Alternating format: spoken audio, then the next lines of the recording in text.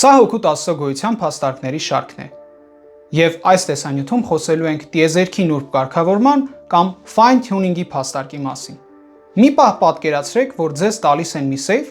որը բացվում է միայն այն դեպքում, եթե ճիշտ հավաքեք 100 նիշերից բաղկացած գաղտնաբառը։ Դուք առաջին փորձից բացում եք այն։ Ինչ կմտածեք։ Որ սա պարզապես պատահականություն է, թե որ ինչ-որ մեկը հատուկ կարգավորել է այդ թվերը։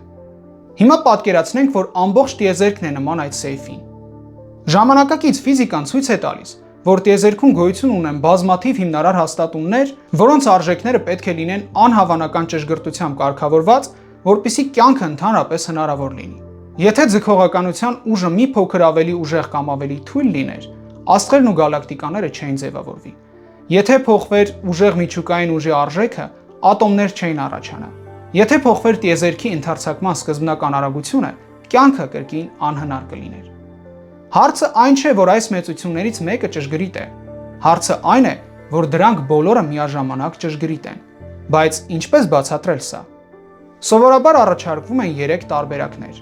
անհրաժեշտություն, պատահականություն կամ նախագծում։ Սակայն այս հաստատումները տրամաբանական անհրաժեշտություն չեն։ Դրանք կարող են ունենալ այլ արժեքներ։ Իսկ պատահականությունը բախվում է հետաքրքիր խնդրի։ Ֆիզիկայում գոյություն ունի այսպես կոչված Բոլցմանի ուղեղի գաղափարը։ Եթե ամեն ինչ վերջնական հաշվով պատահական տատանումների արդյունք է, ապա շատ ավելի հավանական կլիներ, որ ընդամենը մեկ պահ պատահաբար առաջանար ընդամենը մեկ գիտակից ուղեղ կեղծ հիշողություններով, քան ամբողջ այս հսկայական եւ կարգավորված տիեզերքը։ Բայց ակնհայտորեն մենք չենք ապրում այդպիսի քաոսային իրականության մեջ։ Մենք տեսնում ենք օրենքներով կառավարվող կայուն եւ խորապես կարգավորված տիեզերք։ Հետևաբար, պատահականությունը դժվարությամբ է բացատրում այն, ինչը մենք իրականում դիտում ենք։ Մեկ այլ ընտրանք էլ մուլտիտիեզերքի գաղափարն է, որի գոյությունը սակայն հարցը ավելի կբարդացնի եւ կառաջանա ամբողջական բազմատիեզերքի համակարգի գոյության բացատրության հարցը։